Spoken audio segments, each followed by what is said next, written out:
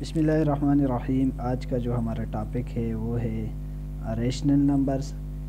Rational number کسے کہتے ہیں اور ان کی چند مثالیں ہم پڑھیں گے۔ ریشنل نمبر کا ہم نے یہاں پر ڈیفینیشن لکھا ہے کہ rational numbers is a numbers positive اور negative that can be represented as a fraction form.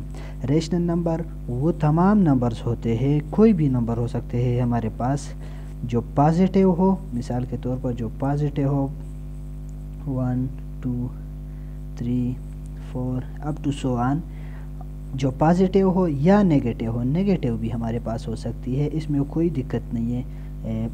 -2 -3 -4 up to سو آن، جو پازیٹیو بھی ہو سکتے ہیں اور نیگیٹو بھی ہمارے پاس ہو سکتے ہیں۔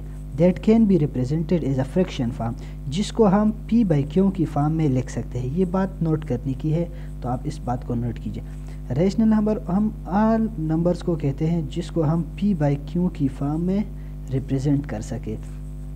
P/Q کی فارم کا مطلب کیا ہے؟ مثال کے طور پر میں لکھتا ہوں 2/3، یہ ایک ریشنل نمبر ہو گیا۔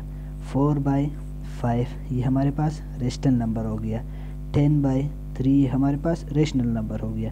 کیونکہ ہم اگر اس 10 کو P سپوز کرے، اس کو Q سپوز کرے، تو یہ P/Q کی فارم بن گئی۔ لیکن اس میں کنڈیشن کیا ہے کہ P/Q کی فارم میں ہو، لیکن Q not equal to 0۔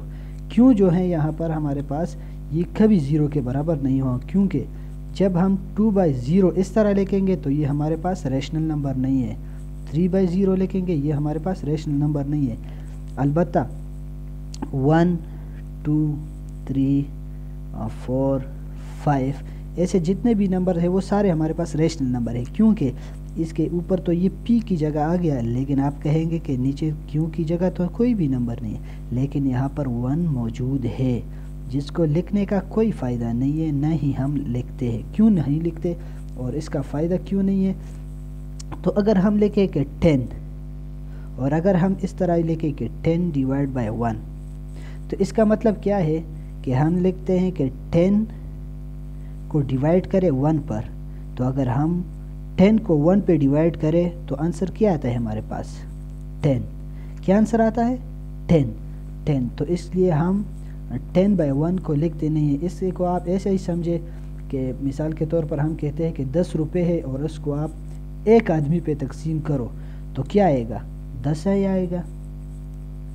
تو یہ ہمارے پاس ریشنل نمبرز کی کچھ تعارفی ہمارا لیکچر تھا۔